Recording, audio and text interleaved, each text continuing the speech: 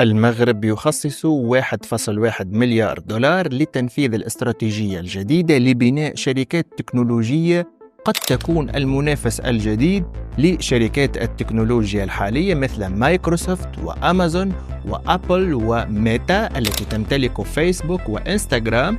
ولعلمكم أصغر شركة من الشركات السابق ذكرها تعتبر أكبر من الناتج المحلي الإجمالي المغربي لعدة سنوات متتالية، يعني ما ينتجه المغرب من سيارات وفوسفات وفلاحة وصناعة وخدمات وما يجمعه من الضرائب سنويا لا يساوي حتى 10% من القيمة السوقية للشركات التكنولوجية السابق ذكرها. وحتى إن جمعنا الدول العربية 22 ستبقى قيمة شركة واحدة مثل شركة أبل للهواتف أغنى من كل دول العالم العربي. أعرف أن هذا صعب على أغلبكم تقبله، ولكن هذا يدل أن الاقتصاد العالمي تغير، ومعه أدرك المغرب أنه يجب أن يغير اقتصاده من اقتصاد تقليدي إلى اقتصاد يضم عمالقة شركات التكنولوجيا الصاعدة. مرحبا أعزائي المشاهدين من المحيط إلى الخليج في برنامجكم عرب شو.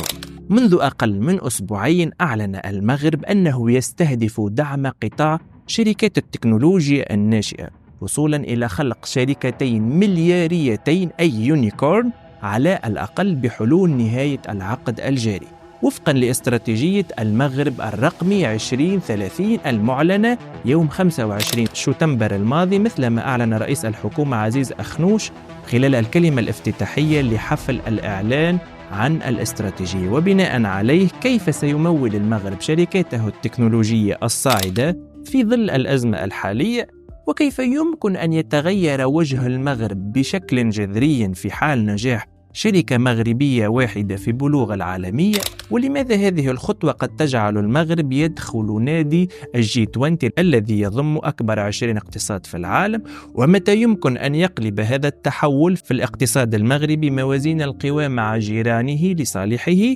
كل هذا وأكثر سوف أشرحه لكم بعد هذا الفاصل. أنا حمد القروي، برنامجكم عرب شو.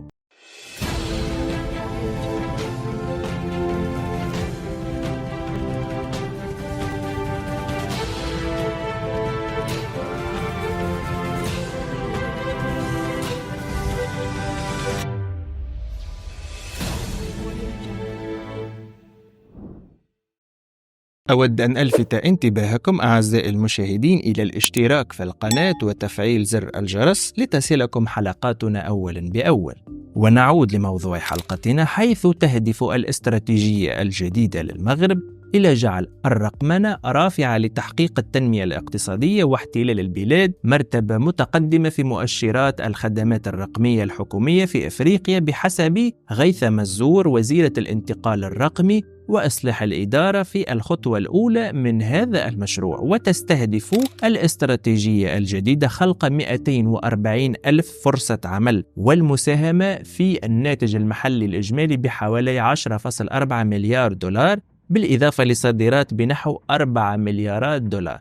يعني تحول ضخم في الاقتصاد، فخلق 400,000 وظيفة في هذا القطاع سيجعل أكثر من 1,000,000 مغربي يعيشون من قطاع التكنولوجيا الجديد، لأنه لو كل عامل من 400,000 الذين سيتم تشغيلهم لديه عائلة متكونة من 5 أفراد، فسينتفع أكثر من 1,100,000 مغربي من هذا القطاع الصاعد. كذلك تسعى الاستراتيجية المغربية الجديدة إلى رفع عدد الشركات الرقمية الناشئة إلى 3,000 شركة مقارنة ب 380 الحالية، وإدخال المغرب إلى قائمة الدول 50 الأولى في الخدمات الحكومية الإلكترونية، وهذا سيحسن من الخدمات المسداة للمواطنين، وستصبح الطوابير أمام المؤسسات الحكومية للحصول على أي وثائق أو خلاص فواتير من الماضي. وسيستفيد نحو 5.6 مليون أسرة من خدمة الإنترنت فائق السرعة،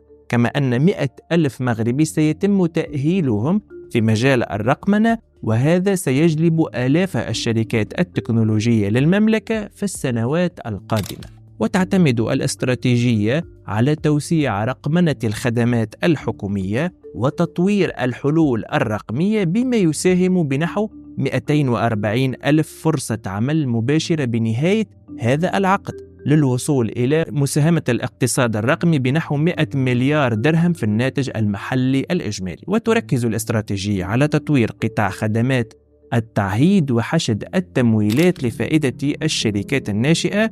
وذكرت الوزيرة المغربية أن المملكة ستوفر الخدمات السحابية باستقطاب شركات التكنولوجيا العالمية ودعم شبكات الإنترنت عبر الألياف البصرية أي الفيبروبتيك، وإدخال خدمات الإنترنت من الجيل الخامس. وفي قطاع خدمات التعهد أي الأوتسورسينج تستهدف البلاد زيادة صادراتها بنسبة 123% لتصل إلى 4 مليار دولار، ومضاعفة مناصب الشغل إلى 270 ألف منصب شغل بحلول نهاية العقد. وتعهدت الحكومة في هذا الصدد باعتماد تحفيزات مالية وضريبية لفائدة الشركات المشتغلة في هذا القطاع. كما يقدر عدد الشركات الناشئة في المملكة وفقا للأرقام الرسمية ب 380 شركة، وسط توقعات أن يتضاعف الرقم على أقل تقدير 7 مرات بحلول نهاية العقد، ومضاعفة تمويلاتها 25 مرة من 260 مليون درهم في السنة الفارطة إلى 7 مليار درهم. وبهذا يستهدف المغرب المركز الثالث إفريقياً بتمويل الشركات الناشئة. كما نجح المغرب في توقيع 17 صفقة لفائدة الشركات الناشئة العام الماضي بلغت قيمتها 93 مليون دولار بزيادة 252% على أساس سنوي. وهذه الزيادة السنوية هي التي جعلت المغرب يركز على هذا القطاع. فقطاع الفلاحة مثلا يتراجع بسبب انحدار مخزون المياه إلى أكثر من النصف مقارنة بمخزونات البلاد قبل 10 سنوات. وقطاع الصناعة ينمو ولكن بوتيرة بطيئة، بينما قطاع الخدمات وتحديدا في مجال التكنولوجيا يشهد قفزات ضخمة في كل سنة بزيادة سنوية تتجاوز 250%. بالتالي الشركات التقليدية لصناعة الطماطم والملابس الجاهزة والسردين وغيرها من الصناعات القديمة بدأت مداخيلها منذ بداية هذه الألفية تصبح غير جذابة لعدد مهم من رجال الأعمال. فلقد كان أغنى رجال العالم سابقا هم من يمتلكون الشركات مثل شركة فورد للسيارات أو سلسلة مطاعم أو حتى ملاك لشركات نفط وغاز. ولكن الآن نجد أن أغنى رجال العالم هم مارك زوكربيرغ مالك شركة ميتا، وإيلون ماسك مالك منصة تويتر أي إكس وشركة تسلا وشركة سبيس إكس، ونجد جيف بيزوس مالك موقع أمازون السابق، والقائمة طويلة. ولكن القاسم المشترك لأغنى 10 رجال أعمال في العالم اليوم أنهم يشتغلون كلهم دون استثناء في قطاع التكنولوجيا، وهذا ما انتبه كذلك له المغرب مؤخرا. لهذا تستهدف الحكومة المغربية في الاستراتيجية الجديدة بناء 10 شركات ناشئة تحقق إيرادات أكثر من 5 ملايين دولار في عام 2026، والوصول إلى شركة أو شركتين ملياريتين أي يونيكورن على الأقل بحلول 2030. وسيتم اعتماد آليات لمرافقة الشركات الناشئة في مختلف مراحل تطورها وتوفير قروض ميسرة إضافة إلى الدعم الفني للتوسع إقليميا ودوليا، ناهيك عن جذب شركات الاستثمار في رأس المال من خلال خفض نسبة المخاطر في هذا المجال وتوفير الأفضلية في الاستفادة من الصفقات الحكومية. وهنا البعض منكم قد يتساءل: هل يوجد دولة في العالم كانت وضعيتها مثل المغرب وبفضل شركاتها الكبرى أصبحت تعيش في رغد من العيش؟ والجواب نعم. فمثلا دولة كوريا الجنوبية التي لديها شركات مثل سامسونج وكيا وهيونداي وال جي وغيرها من الشركات الكورية العالمية الأخرى التي نعرفها، والتي وضعت كوريا الجنوبية ضمن أكبر 10 اقتصادات في العالم، رغم أن مساحتها أقل من 100 ألف كيلومتر مربع، بينما المغرب مساحته أكثر من 700 ألف كيلومتر مربع، أي أن المغرب أكبر من كوريا الجنوبية من حيث المساحة بأكثر من 7 أضعاف، وله ثروات باطنية ضخمة مقارنة بكوريا. ولكن كوريا الجنوبية عرفت أن سر تحقيق الثروة يكمن في بناء شركات ضخمة تعمل في الصناعات الحديثة. ففي فترة ستينات القرن الماضي كان المغرب في وضعية اقتصادية أفضل بكثير من دولة كوريا الجنوبية التي كانت تعاني من الفقر الشديد والجهل والأمية، وكانت البلاد أصلا مدمرة كليا بسبب الحرب الكورية التي أدت في النهاية إلى تقسيم الدولتين، واحدة في الشمال وأخرى في الجنوب، وكانت نسبة الفقر ضعف نسبة الفقر في المغرب تقريبا، لدرجة أن نساء كوريا الجنوبية كانوا يبيعون شعرهم مقابل حفنة من الدراهم للعيش. تخيلوا أنه في سنة 1965 تقدم كل من المغرب وكوريا بطلب للحصول على قرض من البنك الدولي، ولكن تم رفض طلب كوريا الجنوبية وقبول المغرب لأن له آفاقا اقتصادية أفضل.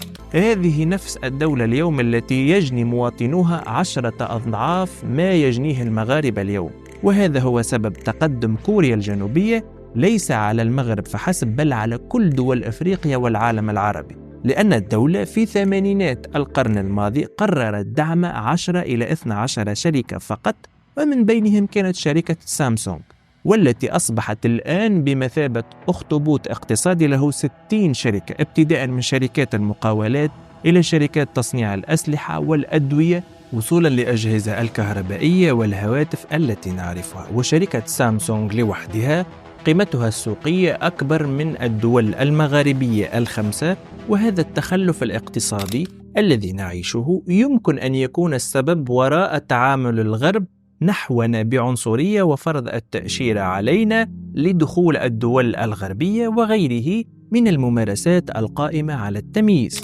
والبعض منكم الآن يقول أن الكلام سهل ولكن الأفعال صعب تطبيقها، خاصة مسألة تمويل مثل هذه الشركات. هنا أجيبكم أن المغرب قام بإنشاء صندوقين لدعم الاستثمار في المملكة، كما يستعد صندوق المغرب الرقمي المتخصص بتمويل الشركات الناشئة لإطلاق صندوقه الاستثماري الثالث على أن يكون حجم رأس ماله أكبر من الصندوقين الأول والثاني حسب ما كشف عمر الحياني مدير الاستثمارات لدى الصندوق. وفيما لم يحدد حجم رأس مال الصندوق الجديد، قال الحياني إن حجم الصندوقين الأولين معا بلغ تقريبا 25 مليون دولار، تم استثمارها في 26 شركة ناشئة بمختلف التكنولوجيات مثل التكنولوجيات المالية والبرمجيات.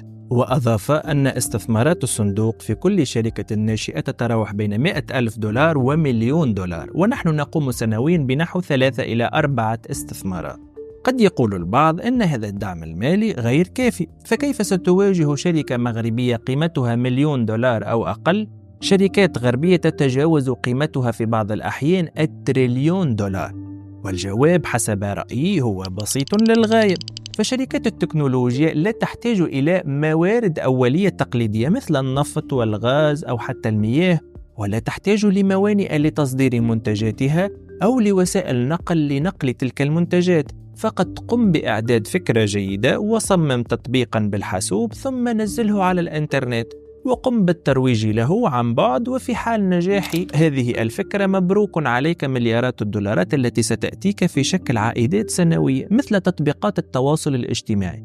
فالعديد قال بعد صعود تطبيقات مثل فيسبوك وإنستغرام وواتساب وتليجرام لن يحتاج الناس إلى تطبيقات أخرى للتواصل، ولكن تطبيق تيك توك الصيني كسر كل التوقعات وحقق أعلى نمو لتطبيق في التاريخ بوصوله لمليار مستعمل في أول 4 سنوات من إطلاقه. وهذا يدل أن سوق التكنولوجيا هو الحل للاقتصاد المغربي للخروج من عنق الزجاج وأن يصبح رسميا ضمن نادي أكبر 20 اقتصاد في العالم. كما تعول المملكة على زيادة حصة الاستثمار الخاص بما في ذلك الاستثمار المحلي والأجنبي في قطاع التكنولوجيا من الثلث حاليا إلى الثلثين من إجمالي الاستثمارات بحلول 2035. واعتمدت من أجل ذلك ميثاقا استثماريا جديدا في مارس من العام الماضي يقضي بمنح المستثمرين تخفيضات ضريبية ومالية قد تصل إلى 30% من قيمة الاستثمار المنجز. ونوه يوسف الكروي الخبير الاقتصادي ورئيس المركز المغربي للحكمة والتسيير أن البلاد تشهد بالفعل انتعاشا في الاستثمار الأجنبي، خصوصا من الشركات الدولية الآسيوية والأوروبية التي تبحث عن الثروات الطبيعية والطاقة المتجددة والعقارات الشاسعة لإنجاز المشاريع، إضافة للموقع الجغرافي الاستراتيجي خاصة وأن المغرب بدأ يتهيأ ماليا لهذه الخطوة، حيث جمع المغرب أكثر من 150 مليار درهم عبر صندوق الاستثمار الاستراتيجي المسمى صندوق محمد السادس بحسب وزير الاستثمار محسن الجازولي. وأطلقت الحكومة الصندوق العام الماضي، وعينت السفير المغربي السابق في فرنسا محمد بن شعبون مديرا عاما له،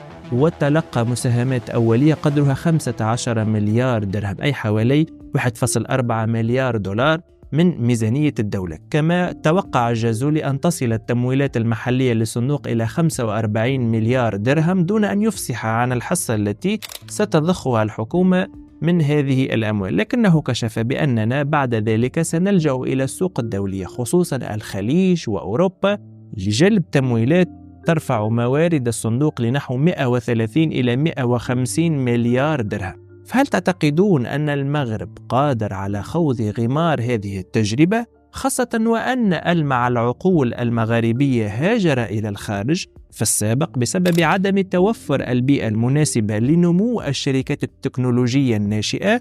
فهل يقدر المغرب على جلب أبنائه الذين راكموا خبرة مهمة في هذا المجال والنهوض بالمملكة أم لا؟ أرجو أن أكون قد وفقت في نقل المعلومة. إذا أعجبتكم هذه النوعية من الحلقات فلا تبخلوا علينا بالاشتراك في القناة وتفعيل زر الجرس لتصلكم حلقاتنا أولا بأول، والتي تأتيكم كل يوم خميس وأحد على الساعة 5 بعد الزوال بتوقيت الرباط. كان معكم حمد القروي، برنامجكم عرب شو.